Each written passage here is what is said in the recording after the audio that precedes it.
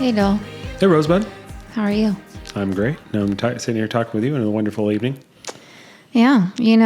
Ernest Hemingway once said that the hardest part of being an adult is having to keep going. Even when you feel completely broken inside. Life doesn't just pause because we're tired or heartbroken or struggling. It keeps moving. So, today, we're going to unpack that. But first, we're going to throw in some 90s nostalgia. We're going to get deep with each other. We're going to have some fun with it. But I really want to get really in to my Hemingway side tonight.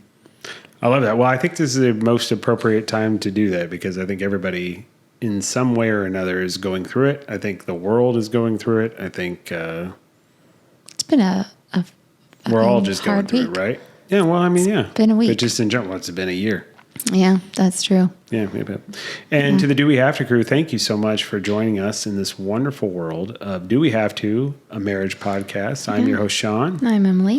This is not Actual Family Studios production. Executive producer, Colin Schmedium Maskell. We were so close last time to not doing this medium, and then I brought it up, and then we did this medium, and I really thought he would get a break. I think Colin, whether he realizes it, maybe he doesn't even realize it himself, but maybe he understands this, that he would not be Colin without the Schmedium, and Schmedium would not be Colin without the Maskell. Think about that for a minute. Yeah, maybe.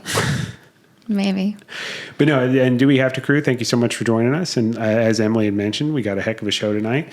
Getting back to 90s nostalgia. Yeah. I'm not used to you being the one that does that. I know. I liked it. It actually sounded really good. Well, I mean, we've been on the struggle bus, so might as well break it down. I like it. Make everybody climb aboard with us. That's exactly right. So let's jump right into 90s nostalgia, right? Okay. Let's loosen things up before Hemingway bums us all out and we kind of get more deep into that quote and kind of the overall topic for the evening. Yeah. And we're going to get back to the greatest decade of all. The 90s. The 90s. Yeah. Mm-hmm. When your jeans were too baggy, your CDs skipped if you looked at them the wrong way, and your parents were screaming at you to get off the phone so they could use the internet. Or vice versa.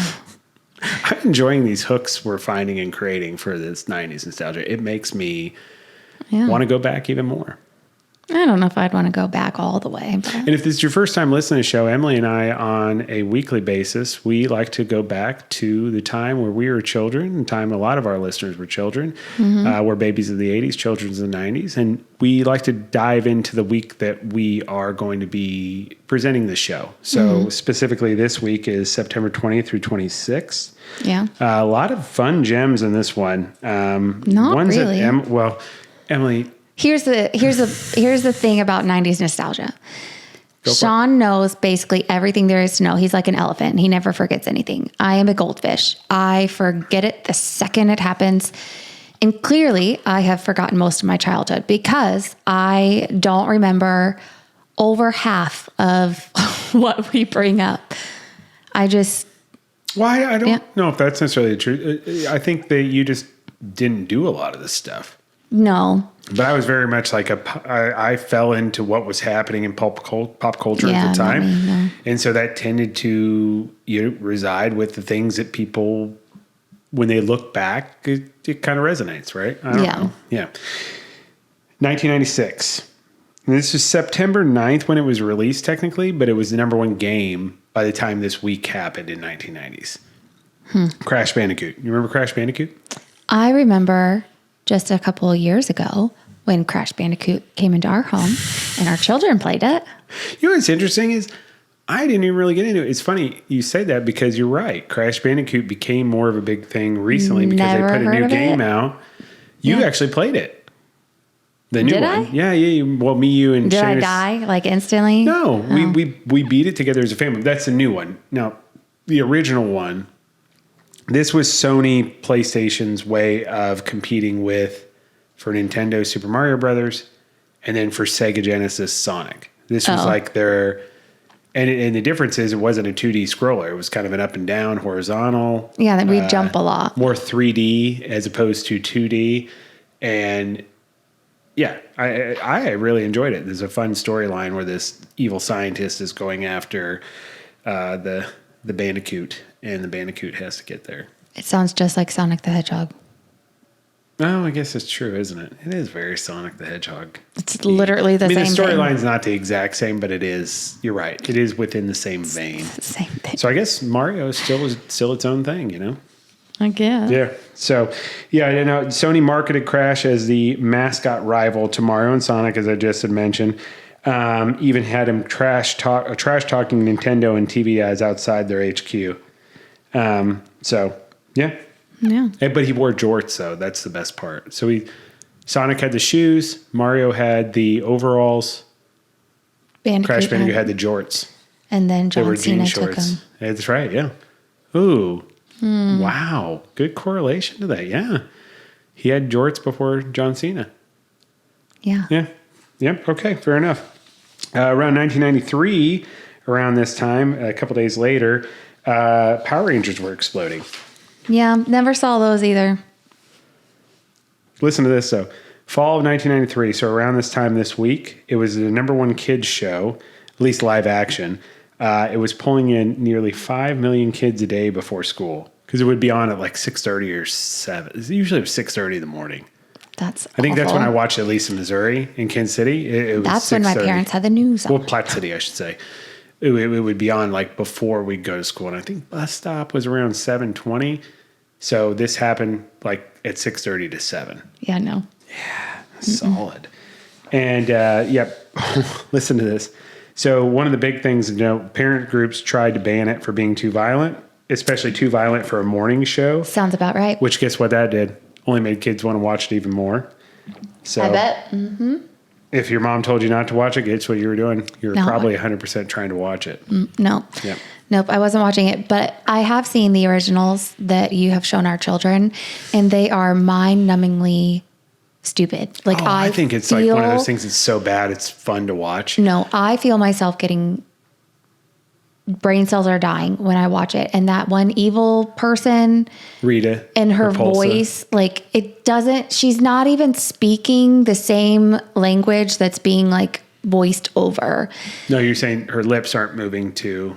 It's so They did annoying. have a voice actress come in. From my understanding, they had a voice actress come in and do the voice, and then they had the actress doing it. So yeah, the lip movement doesn't always match up. And the little the acting is awful. The camera is awful. I cannot stand it. Here's the best part. You've only watched like probably the first like 4 episodes of the first season, and then you kind of like stop watching it. Yeah, I can't. Wait till they get into the drama of the Green Ranger. And I highly recommend for anybody who has not watched Power Rangers, you can go out to Netflix, shout out Netflix.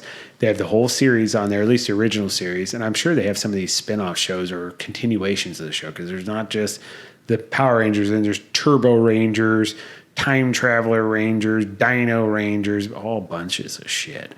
But the original one was the OG. It was dope.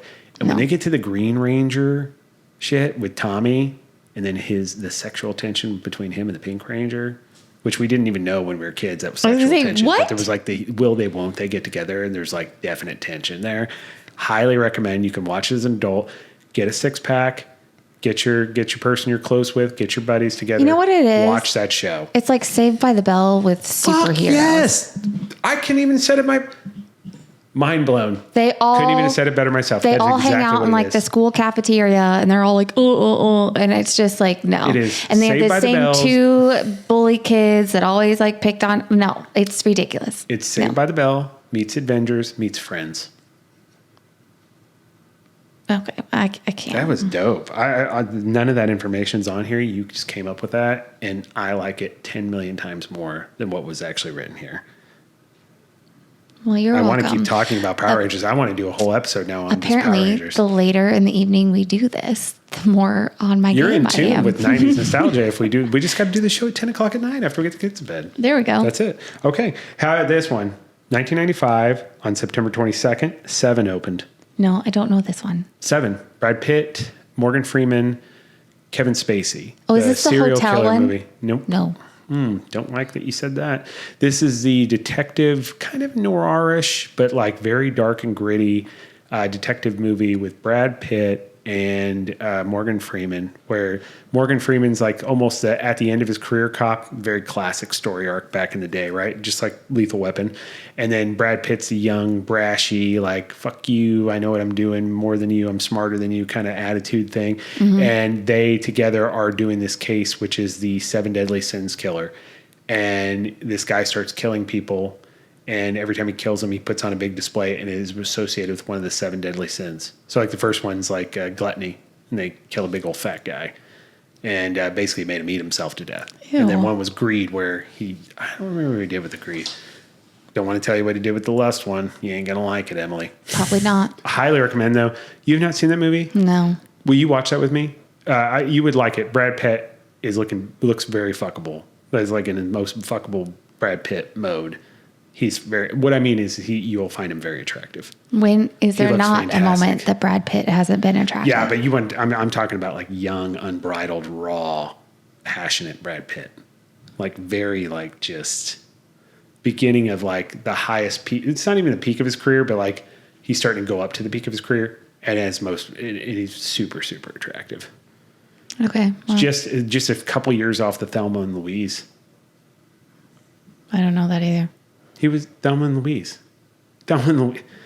I know what Thelma and Louise is, but I've not seen that movie. I think he was a love interest in that movie, like a small part. I don't know. Anyway, so grossed $13 million opening weekend, went on to make $327 million for a fucking detective drama. That's how good that movie is. Well, it says that it was the date night movie that could end in therapy. Well, it definitely was. Well, Sounds real great. Gwyneth Paltrow, so Brad Pitt and Gwyneth Paltrow were like newlyweds in the movie. And when I say newlyweds, they were a young married couple. And I think it was right to the point where they were getting ready to start to have a family, just where the movie ends up going and how it ends. Because, by the way, there is an alternate ending. So that's the thing about the movie is the movie itself, the ending that they did wasn't originally what was planned.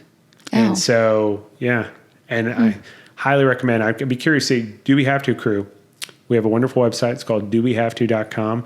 If you've seen 7, if you know what the alternate ending is, tell me which one you would prefer. Would you have preferred the original ending, or would you have preferred the ending where Morgan Freeman kills the bad guy at the end?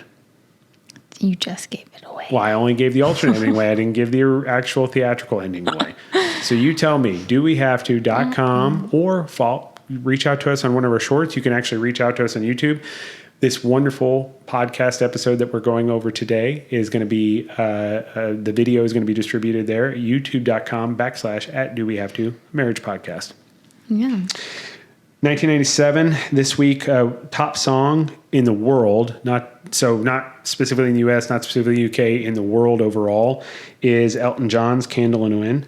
Like Princess a candle in the wind. No, Remember that don't. song? Yeah, I do. Did it sound anything like Elton? No.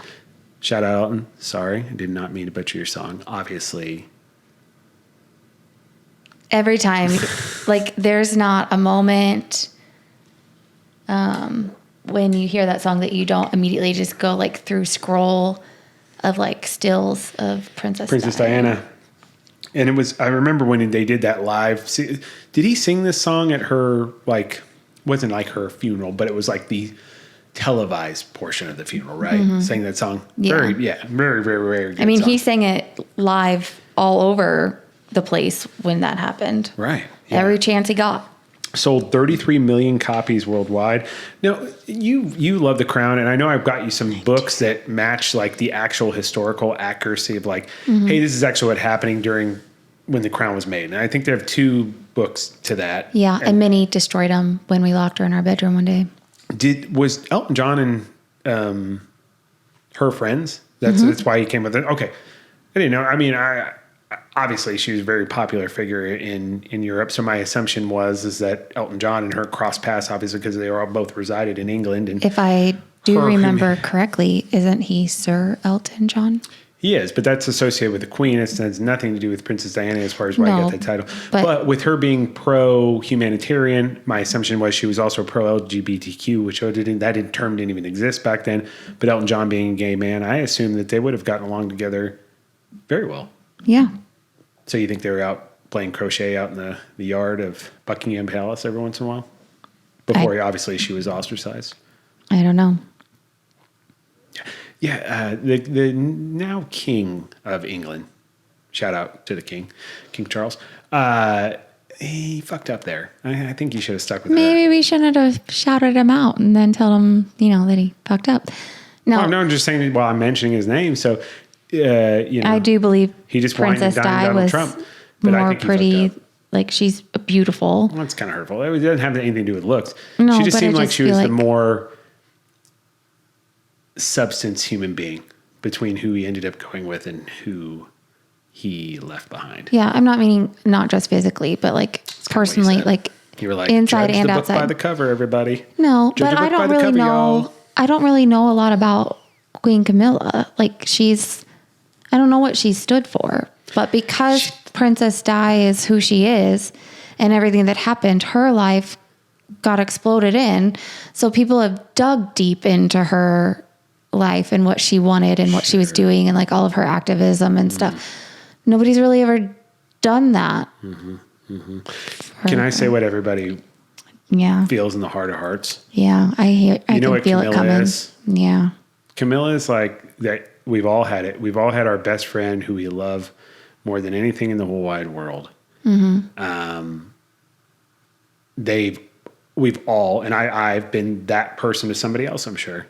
Definitely, because I've had 3 engagements and I've had 1 wife, right? So there's been 2 other people You're that welcome. probably, right? I've been that best friend to somebody else. But I can tell you this from experience. I've dealt with this with Uncle Will. You have that best friend who has a girlfriend where they fucking blow, right? And it's like, wow, God, I hope this is a temporary thing. I don't want to end up with this for the rest of my life because I'm not leaving my best friend and I don't want to be saddled out with this. Shout out Bunsey. Will's going to die when I hear me say that. Anyway, our show's not that popular. It's not like this is going to get out, but it's going to be a chuckle for Will. Maybe a chuckle for Aunt Ashley, because I joke around with this about her all the time. But Will had a girlfriend in college who, I don't know what it was. She was nice, but I just could not stand, like, it was just the way she was. I just could not vibe with it. And there was one time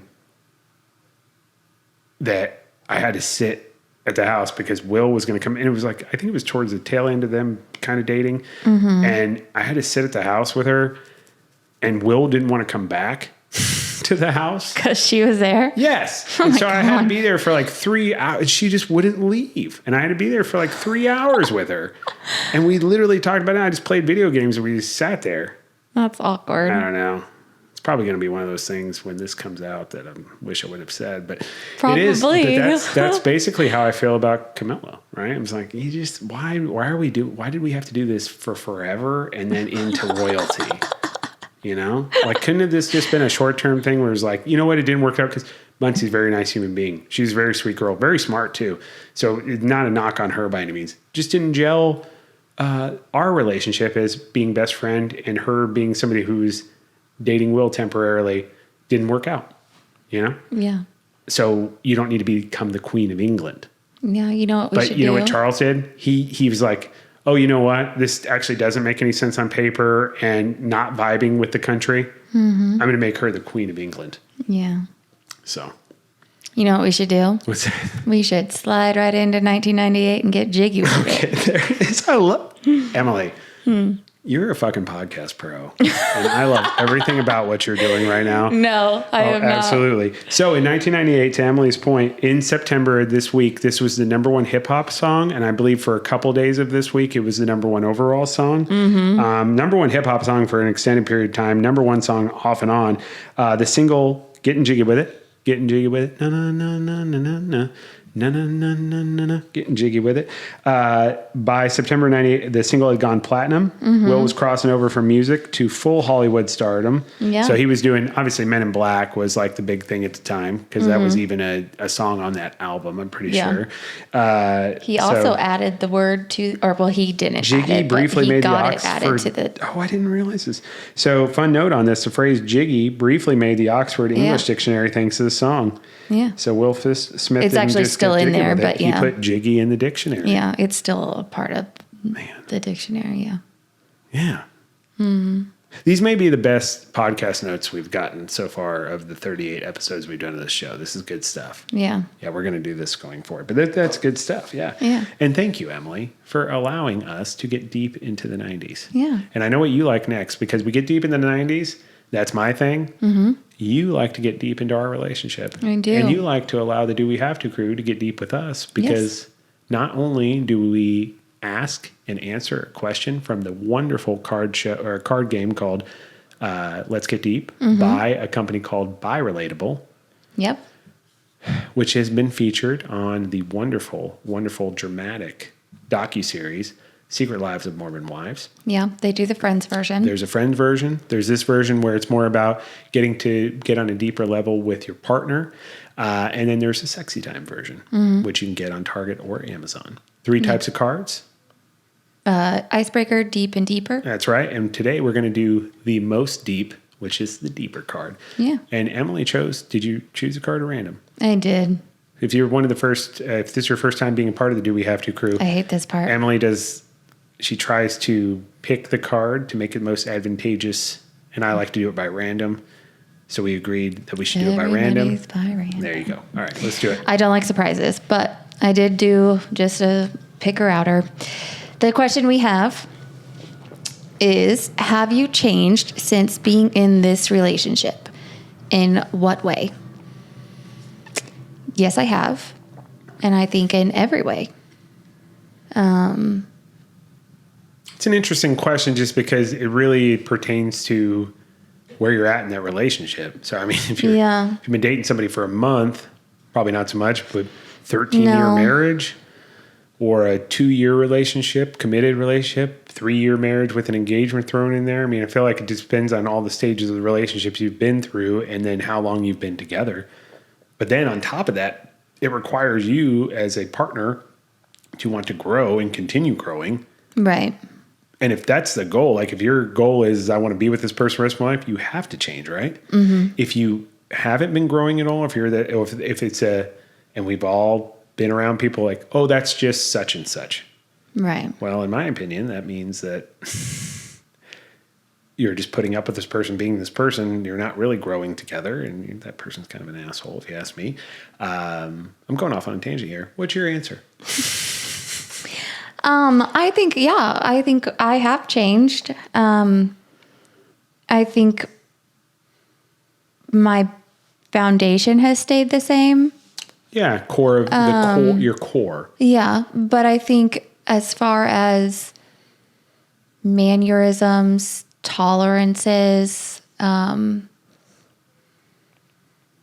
hobbies, I'm going to 100% agree friendships, like that kind of stuff has changed, but it's also because I've aged. Yeah. But I've aged with not just you, but the people we spend our life with. So, and life has happened to us. And so we've just been able to grow and learn. And based on those experiences, we're going to change regardless, just because that's life. But would I say that I changed because of you? No. I've changed with you. Agreed. And I'm not saying that to be like in spite of you. It's just, no. I think that's one of the best things about being in a relationship is I've always wanted to be in a relationship where the person I was with, I wanted to be a better version of myself for them. That they bring out the good things in myself that I didn't necessarily know how to like bring out on my own. I wanted them to help me do that. And I think that's you, for me. So I think in that way, yeah, I've changed. I've become more confident in who I am as a human being and who I am as a person, and what I have to offer the outside world. But I've done that because I've grown with you as my partner. I don't think you could answer a Let's Get Deep card any better than what you just did. It was impressive. Can I tell you, though, I will tell you, I completely agree with everything you said. And I will say that, and I know I've said this before, maybe I've said it on this show, but I definitely know I've said it to you, and I definitely have said it in therapy, like after, several years of doing therapy together, like when we were on the other side of everything, and it was more about how do we continue improving ourselves rather than working through issues, which you can continue to use therapy. Therapy is a great tool, and it's not just something you really shouldn't just use it for when a problem happens. Honestly, you should be using it from the get-go to just sharpen the knife and then just make it the best knife that it can. Well, I don't know why it has to be violent. Therapy is a tool, and everybody has a toolkit, and you just need to have as many tools in there as possible because you never know what one you're going to need. And to me, therapy is my go-to. I think the fuck thing about this is that I think like if therapy was something where I know the government, like if politicians and the government, I'm not gonna get on political tangents, don't worry. Okay. But if they could make it to where like we have abundance of resources, we print our own money. There's no reason why an American citizen that pays taxes in this fucking country, pays a third of their fucking paycheck at least to taxes, should have access to therapy as a couple and as individuals every single day.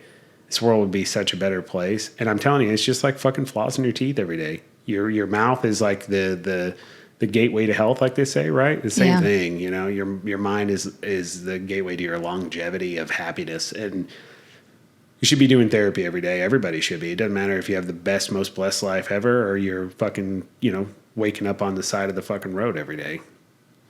Mm-hmm. I don't know. But to answer the question, sorry, I was talking about you. I just commend you. I completely agree. And I think you've gotten nothing but more and more awesome every single year we've been together. Same. And it's insane. I think your change has been much better than mine as far as like, I don't know. Maybe it's just me. I don't know. Maybe I'm looking at it a bad way. I've changed a ton. Mm-hmm. It's not even. But I also don't think like there's some of the experiences that we've had. I don't think how anybody couldn't change. Well, I mean, that's not true because people go, we're not special. I think people go through the same experiences we've gone through with kids, with our near getting a divorce, our issues with mental health. Everybody goes through that. And there's people that take accountability for their actions and they move forward and they try to grow and learn from it. And they say, the 5-6 things here, I'm doing it my way and I need to do it the right way. And the right way takes work.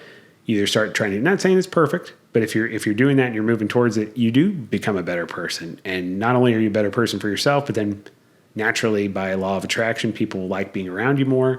People like what you're doing more. You're conquering things together more. I don't know. But I think it's a conscious choice. And I just think majority of people just don't make the choice to try to be better because it's fucking work. Yeah. And I was just thinking that today. I was,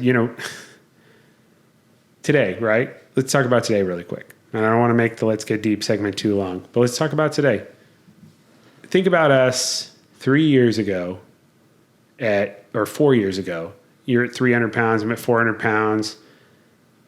Let's talk about the day, right? We're running Papa Ron back and forth for appointments. You and I are dealing with rental car bullshit because Papa Ron's car's fucked up. Then we got to go get kids. We're trying really hard to make sure that the kids are getting not only the support from a school perspective, but from a physical health perspective. So Papa Ron's appointment's running long. You're working at the dance studio to help pay for Maeve's dance, which is insanely expensive, but wonderful. We love the dance.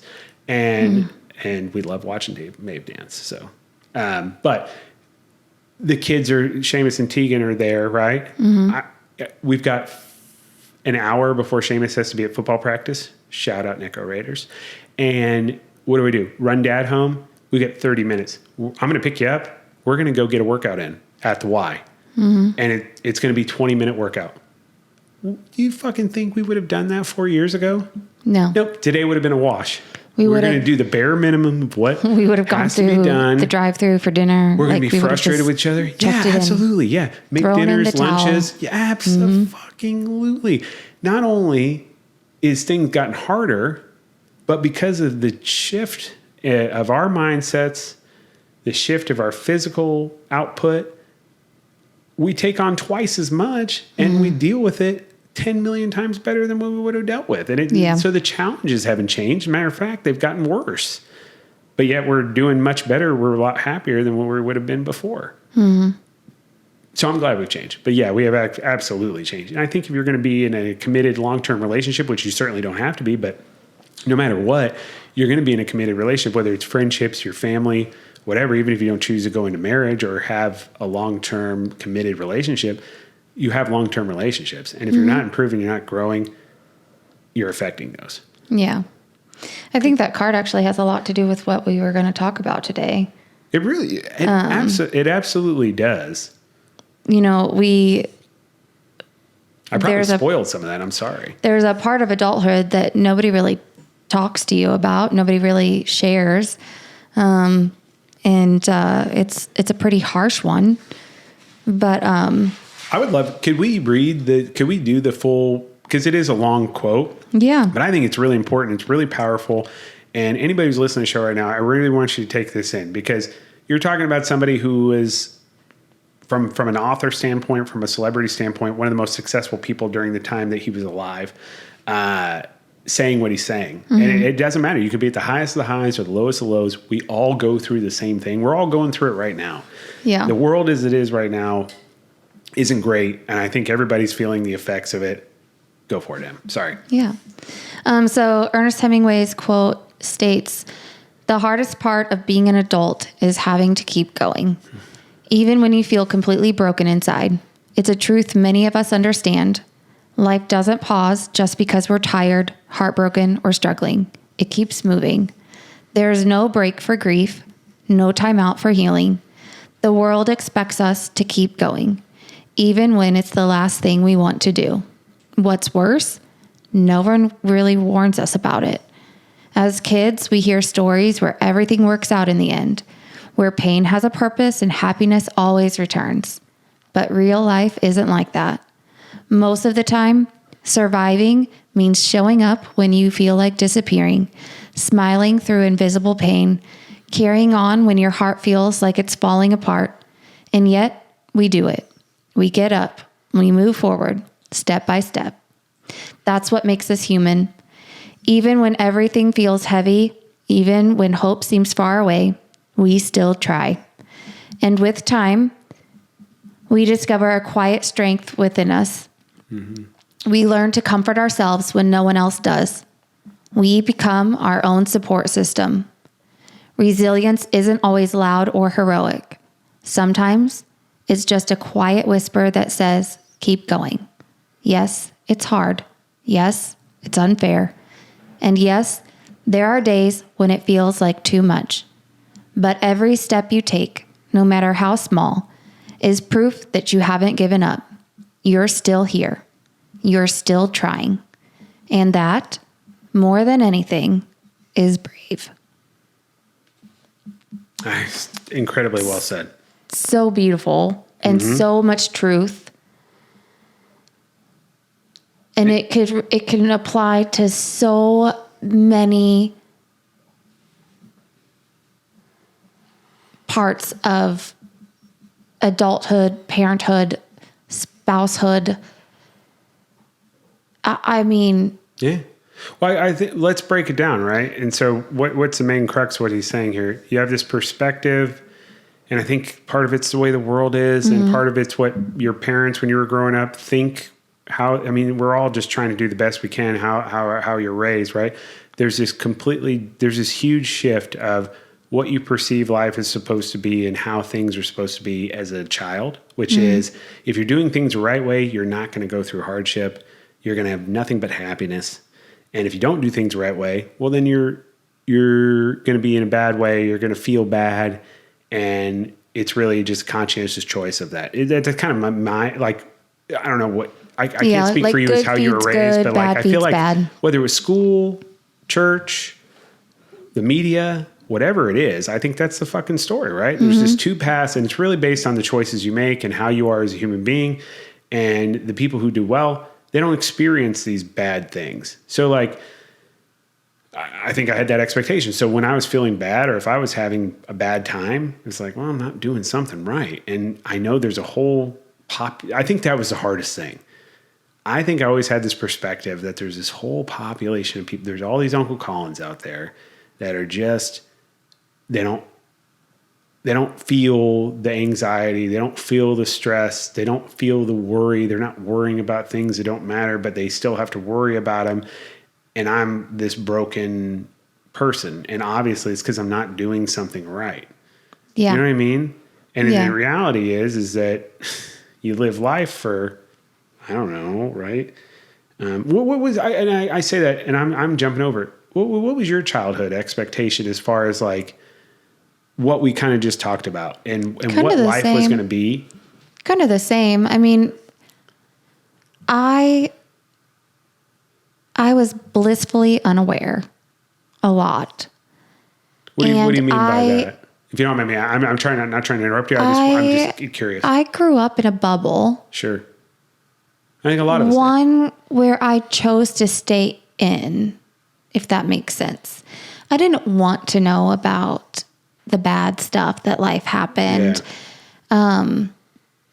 I liked my little world. I liked my little bubble. And for us growing up, it was, good feeds the good, bad feeds the bad. So if you do good things happen to you. If you do bad things happen to you.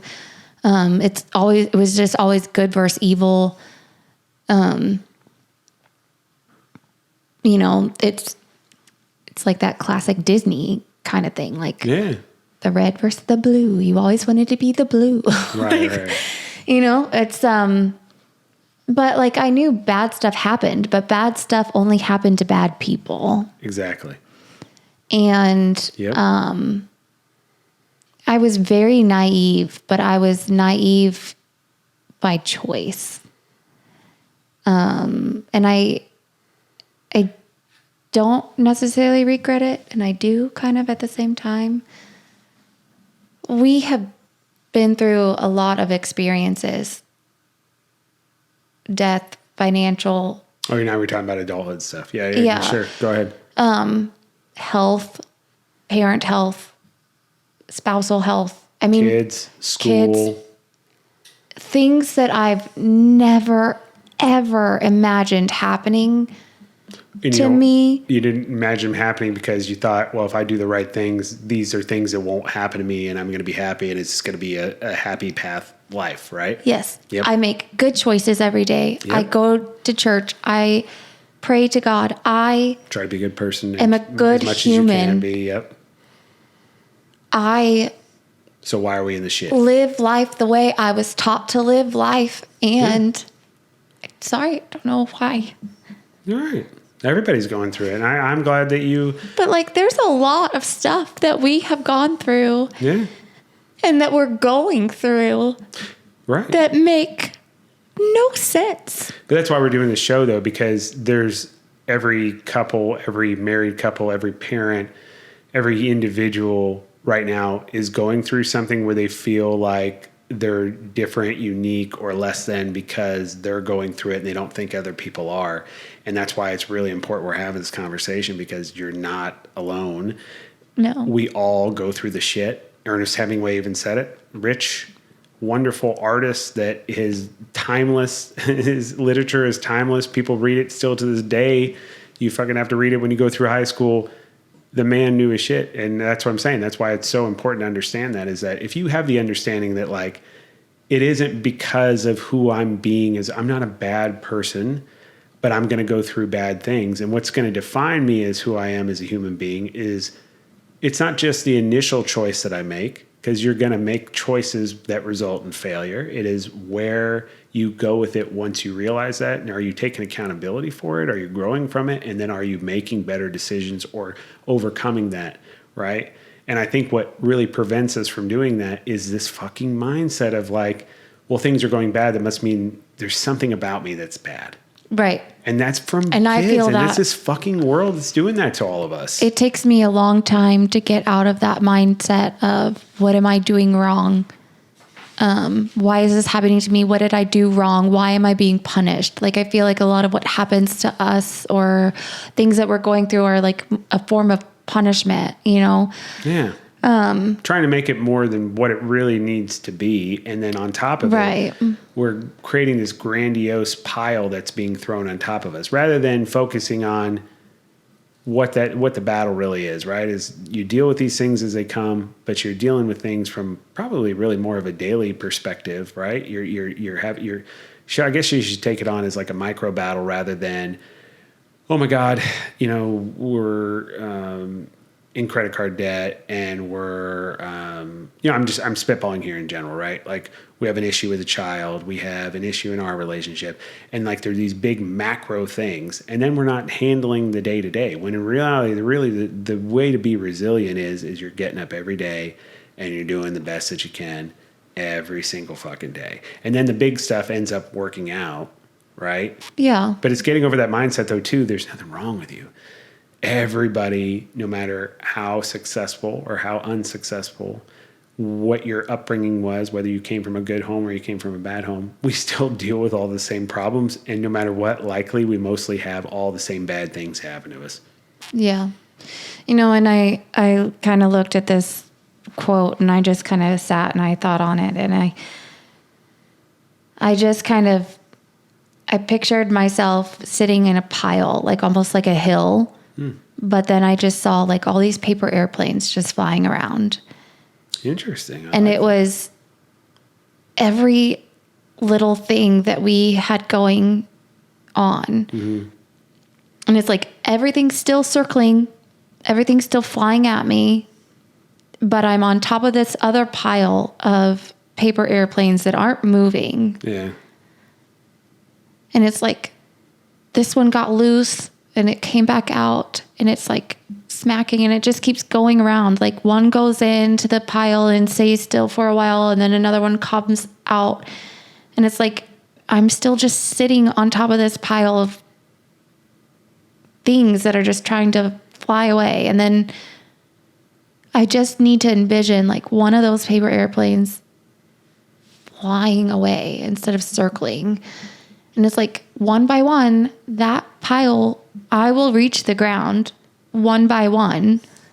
But I like that. I have all these micro problems and macro problems. And it's like they're all mixing together. Well, the micro, creates the macro. So like I can fix some of the little things, but it doesn't knock out the big plane that I'm still standing on, Or vice versa. Like I can still, so it's like, okay, we have A, B, C, D. B is today's problem, but I'm still dealing with C's from yesterday's, and A is still there from last week. And it's just, you know what I mean? I do. But I think the thing is like, how do you move forward? I mean, we're having this conversation. There's probably people listening it. There's people listening to it that are in the same situation, in the same boat. And it's like, well, how do I move forward? And you move forward in several different areas. I mean, you really are moving forward by what can you control? So when you wake up tomorrow and it's, we're recording this Wednesday. So tomorrow's Thursday. Tomorrow's Thursday, what? September 25th? 5th, yeah. Yeah, tomorrow's September 25th. You wake up tomorrow, what can you control on September 25th, right? So you're not worried. I mean, if there's nothing you can control that specifically relates to a macro issue, you compartmentalize it and you don't do anything with that until a point in time. You deal with the micro things that you have to deal with, which is your day to day, and you move forward. And then anything micro that relates to a macro, meaning like, is there something for my finances, there's something I can get together today that I know I can do? Is there somebody I can be meeting with? Is there something I can be doing for my relationship or with my child? Or is something that can overall better that affects the macro? Mm-hmm. Then you fucking do it, right? So that's the one thing is just the small steps every day, no matter what, even though it fucking sucks, of just moving forward and doing it. It's hard because right? you feel like every day the pile just gets taller and taller. But that's not the case. That's in our mind. And No, I know. If we're tackling those small things, no, I'm just saying. So somebody's listening to that, I think that's a response they would have. But that's in our mind. That's what we're creating. If we're banging away at these things and we're doing our day-to-day, that other stuff's going to eventually resolve out. And it might not be a fucking week. It may be years, but it's going to resolve itself out, right? Yeah. You do that. So it's a day-to-day. Then it's about who are you bringing around? Like, who are you involving yourself around toxic people? Are you involving yourself around people that whenever you're talking about a problem or you're talking about something that's positive, are they shitting on it? Do they want you to be successful? It's hard actually to find a holistic group of people. I think that's honestly been probably our most saving grace initially that got us to where we were doing the other things. It was kind of a reversal, right? Where I think it's like, when you're just getting up and you're doing your day.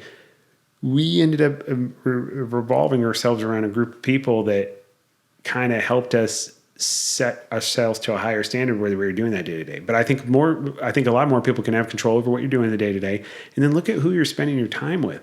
Like, is that something that is benefiting you, or is it something that is holding you back or making the things that you're dealing with or being overwhelmed with worse? And you really do have to surround yourself. And it doesn't have to be a lot of people. It could just be one other person. It could be a small group of people. We tend to entirely worry way too much about what other people think about us. It's not worth our time, effort, or energy. It's also really hard when you don't feel like you're succeeding in life to cheer for somebody who is. And I think the easy way to feel better about yourself is to not root for them. Or surround yourself with people that you perceive to be better than slightly. Well, guess what that does? That only puts you around people that are, a little lower than you, that you perceive. It's probably not even the reality, but that's what you perceive. And that's the type of people you want to spend your time with and grow. And we've got one fucking life to live, potentially one life to live.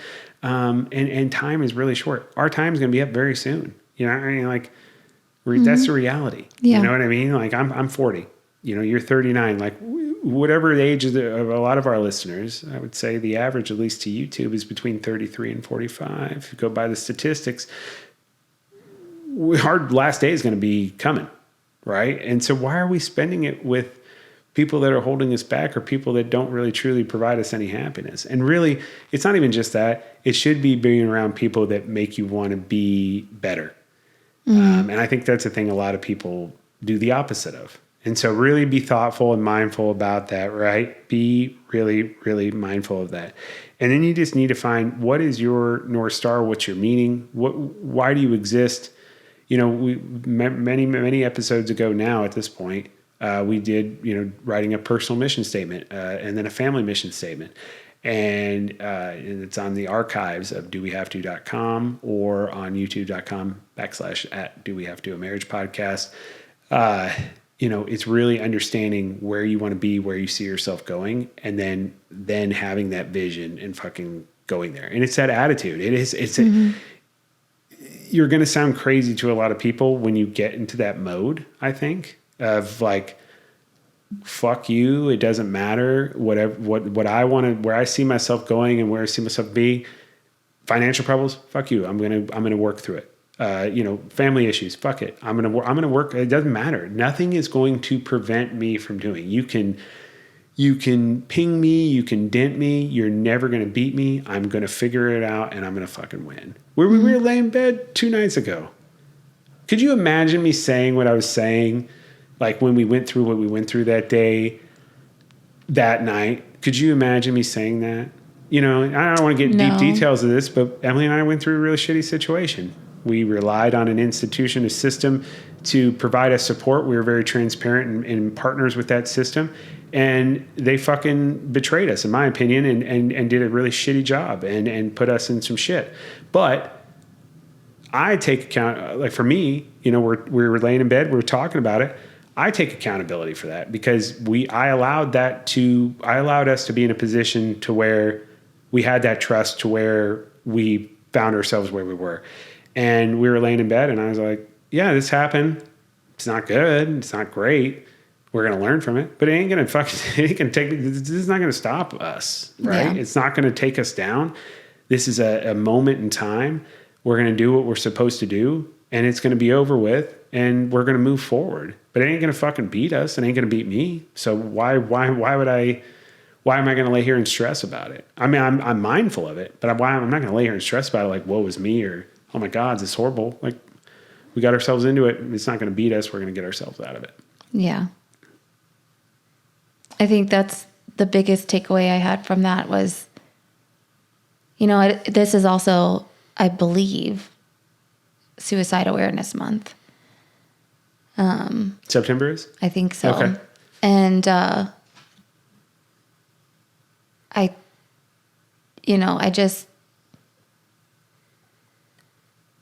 it's so true when it says, it doesn't give time for grief or heartache or, you keep going, you keep moving, you get up and you do it.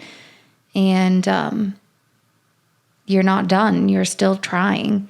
And I think there are days where if you only go through the motions of life, that's still better than not. And you're still making progress by just waking up and going through the motions. If the only thing you got done for a day was to sit up and brush your teeth, then congratulations. You did it. You survived another day. Because that can be an accomplishment from where somebody's at. Yeah, absolutely. And you never, ever know what somebody else is going through. You never, ever know what's behind closed doors. Everything looks great on social media. Nobody's going to talk about their shit. Nobody's going to talk about their hard times. Nobody's going to talk about the way that they just physically, mentally couldn't do anything else but sit on the couch and stare at a TV. Yeah.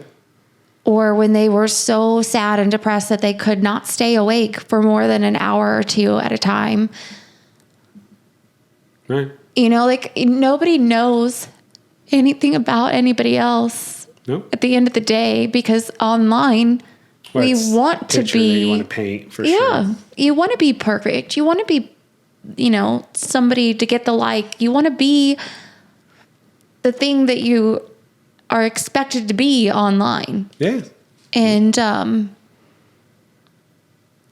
it's just giving each other that grace and just giving each other that moment to just be. I think you bring up a great point. I think that that's what I think Hemingway was trying to make a point of.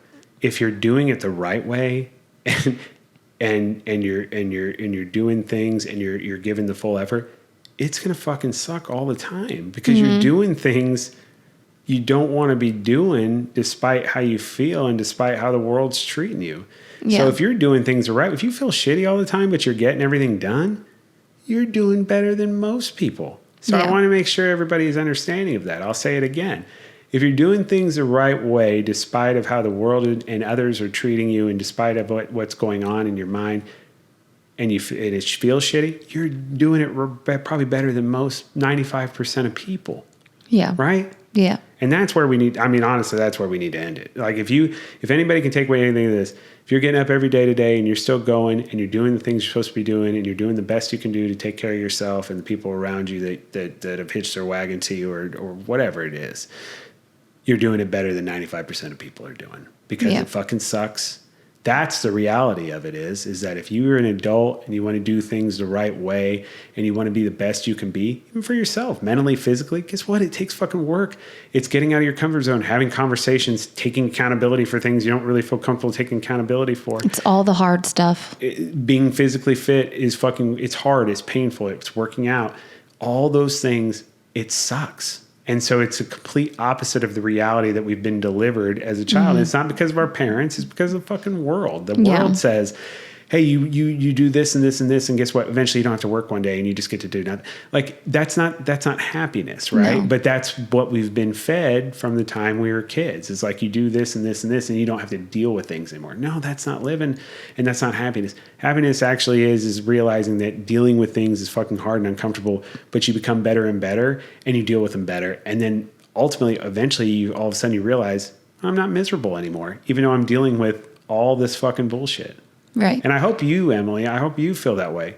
Oh my God, we're dealing with these 50 fucking things, but I'm not fucking miserable inside about it. I've had to let go of the facade. Does that make sense? Well, it's not even like it is just being able to deal with shit better. And you're dealing with shit better because you're going through it and you're doing it every day and you're training your mind and your body to deal with these things. And all of a sudden, well, these things aren't actually really things that make me miserable because they just shouldn't have in the first place. It's just life. And we're all going through it. Yeah.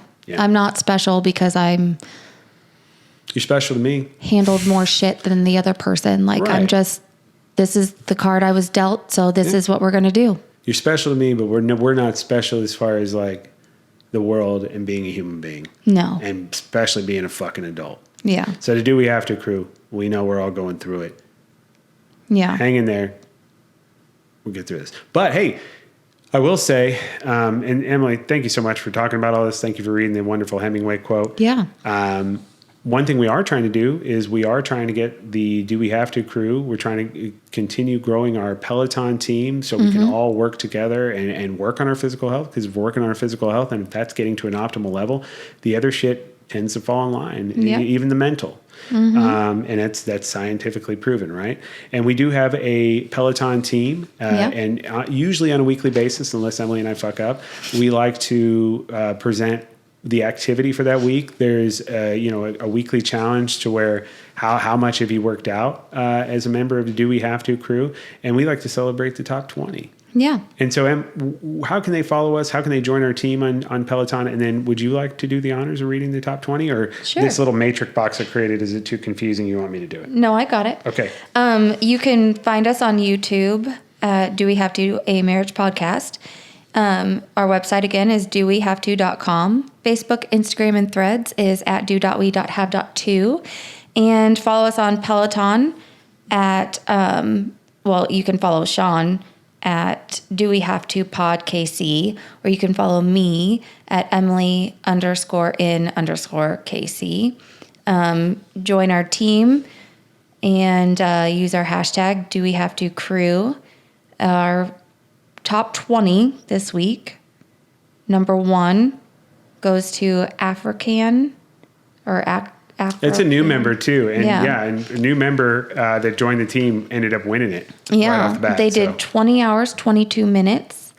Number 2 goes to one of the OGs, Krabby Cakes. Which, by the way, I used to always say, this is fucked up. I used to always say she was in London. No, she's from Kansas City. I don't know why, but I used to say UK. All the time. I don't know where I got that from. So I don't know that I've ever noticed that. I think I've done it in almost every episode, so I apologize. Oh, she clocked in at 19 hours, 54 minutes. Number 3 goes to you, sir, with 17 hours, 36 minutes. I think it's probably one of my best weeks, and I still can't even crack the top 2. You know, I am working hard, but clearly not hard enough. I am like number 31. I was going to say, there's just so many now. Yeah. It is very competitive. Number 4 goes to Brown Eyes 19, who is part of the UK, with 17 hours. Barbie Gal and Casey got 14 hours, 16 minutes. Kelsey Lives out of Texas is 5 hours, 22 minutes. Not a Runner Katie in Kansas is 5 hours, 22 minutes. Ooh, they're tied. Casey Lama is 4 hours, 56 minutes. Relentless KC is 4 hours, 13. Raising Cane 08 is 3 hours, 45. Then we've got, I fucked it all up. You did, yep. Oh no. You really did. I take all of that back. See, I told you the Matrix was confusing. This is really hard. Because if you think about it, so what it did was it went down from 1 to 5, so Barbie Gal, and then number 6 was Pelladonna Sore Ass from KC, 12 hours and 8 minutes. 7 was Stacey Osterman from Mo for 8 hours and 47 minutes. Fit Queen Lisa from Overland Park, Kansas is 8 hours, 35 minutes. Michaela Bren, KC, 7 hours and 55 minutes at number 9. Number 10, Rock Chalk Stelz. And then it does this weird fucking diagonal thing. Yeah, I don't like this. I don't like this table. Printed. I'm so sorry. This was not an Excel sheet. We had a tie at 11th place with Kelsey Lifts from Texas for 5 hours and 22 minutes. Not a Runner Katie from Kansas, 5 hours and 22 minutes. Then at number 13, Casey Lama in KC, 4 hours and 56 minutes. Number 14, Relentless KC, 4 hours and 13 minutes. Number 15, Raising Cane from Maryville Mo, 3 hours and 45 minutes, right? Then 16 is Chiefs Chick, 816, KC, for 3 hours and 5 minutes. Katie Mack from Nebraska, 3 hours and 4 minutes. Pickleball Pello from Las Vegas, Nevada, 3 hours and 2 minutes. Inspired Jayhawk from KC, 2 hours and 56 minutes. And then rounding us out, we have two KC residents that tied for top 20, which was KC Stroke Warrior and Orange Girl 56, 2 hours and 53 minutes. Sorry, I should have read them. Yeah, I knew that sorry. Matrix was I'm so sorry. I'm so sorry, Peloton crew. Now, before it got printed, though, it looked beautiful. It did. And then as far as, not only reaching out to us, obviously, on our fitness journey and being a part of the Peloton team, but where can they get our wonderful video short content and just knowing on what's going on in the podcast? Facebook, Instagram, Threads at do.we.have.to. Do we have to a marriage podcast at YouTube? Do we have to .com?